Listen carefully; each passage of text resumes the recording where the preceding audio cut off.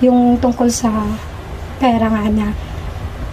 ninakaw ko, nilustay, winaldas sa luho ko na hindi ko makita sa sarili ko kung nasaan. So yun yung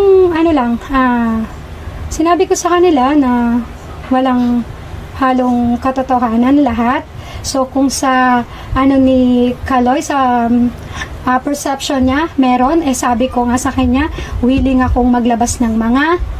evidences, ng mga deposit slips na meron ako ngayon na hawak and mga resibo na hawak